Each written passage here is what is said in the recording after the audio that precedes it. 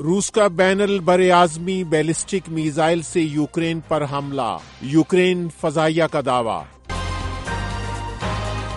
غزہ جنگ کے خاتمے تک اسرائیل کے ساتھ یرغمالیوں کا تبادلہ نہیں ہوگا، حماس۔ غزہ میں اسرائیل کی فضائی کارروائیاں، متعدد افراد ہلاک۔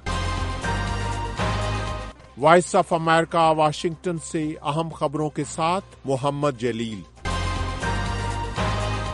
یوکرین کی ایئر فورس نے دعویٰ کیا ہے کہ روس نے یوکرین پر بین البراعظمی بیلسٹک میزائل سے حملہ کیا ہے۔ یوکرین کے حکام کے مطابق اس میزائل سے یوکرین کے علاقے نیپرو کو نشانہ بنایا گیا ہے۔ روسی حکام کی جانب سے تاحال اس معاملے پر کوئی موقف سامنے نہیں آیا ہے۔ یوکرینی حکام کی جانب سے تاحال یہ واضح نہیں کیا گیا کہ اس میزائل میں کس قسم کا بارودی مواد نصب تھا، لیکن یوکرینی فضائیہ کے مطابق اس میزائل حملے میں یوکرین کے مشرقی شہر نیپرو میں کاروباری اداروں اور اہم انفراسٹرکچر کو نشانہ بنایا گیا ہے۔ ادھر برطانیہ نے یوکرین کے خلاف روس کے بین البراعظمی بیلسٹک میزائل کے استعمال کے دعووں کو نہایت تشویشناک قرار دیا ہے۔ وزیر اعظم کیئر سٹارمر کے ترجمان نے کیف کے لیے لندن کی حمایت کا اعادہ کرتے ہوئے نامہ نگاروں کو بتایا کہ اگر یہ سچ ہے تو یہ واضح طور پر روس کا نہایت ہی غیر محتاط اقدام ہے جو تنازع کو بڑھائے گا۔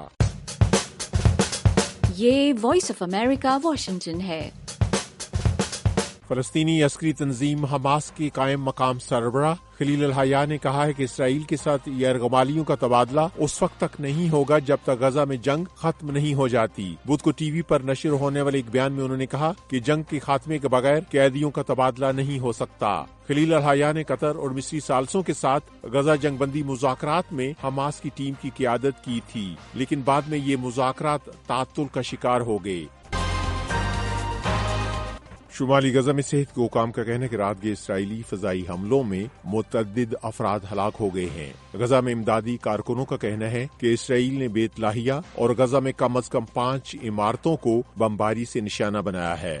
فلسطینی عسکری تنظیم حماس سے منسلک میڈیا کا کہنا ہے کہ ان حملوں میں درجنوں افراد ہلاک ہو گئے ہیں، جبکہ کئی ایک ابھی تک ملبے تلے دبے ہوئے ہیں، جن میں خواتین اور بچے بھی شامل ہیں۔ اسرائیلی فوج نے ان کارروائیوں پر فوری طور پر کوئی تبصرہ نہیں کیا ہے، لیکن اسرائیل نے حال ہی میں شمالی غزہ میں اپنی کارروائیوں کو تیز کر دیا ہے، جن کے بارے میں اس کا کہنا ہے کہ یہ کارروائیاں حماس کو دوبارہ منظم ہونے سے روکنے کے لیے کی جا رہی ہیں۔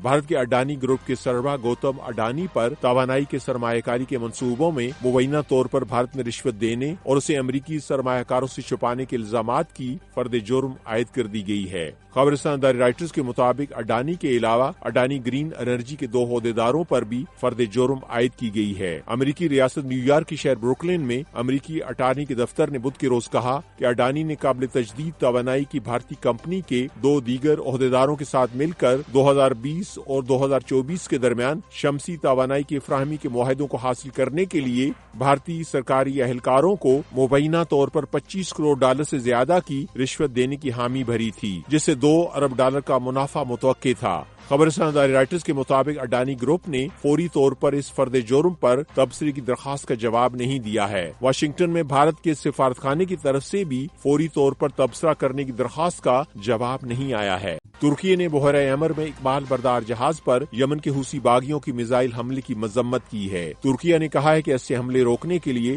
اقدامات کیے جائیں گے۔ ترک وزارت خارجہ نے اپنے بیان میں اس بارے میں تفصیل نہیں بتائی ہے کہ آیا اس حملے سے جہاز کو کوئی نقصان پہنچا ہے یا نہیں، لیکن ترک وزارت خارجہ نے ایسے حملے روکنے کے لیے ضروری اقدامات کا اعلان کیا ہے۔ حوثی باغیوں نے اس سے قبل کہا تھا کہ انہوں نے بحیرہ احمر میں اقبال بردار جہاز کو نشانہ بنایا ہے۔ ادھر ایک کثیر القومی بحری ٹاسک فورس نے کہا ہے کہ 2 میزائل پاناما کے پرچم بردار جہاز کے قریب گرے تھے۔ یمن کے حوثی باغی گزشتہ سال نومبر سے غزہ میں فلسطینیوں کے ساتھ اظہار یکجہتی کے طور پر بحیرہ ایمر میں تجارتی بحری جہازوں کو نشانہ بناتے چلے آ رہے ہیں۔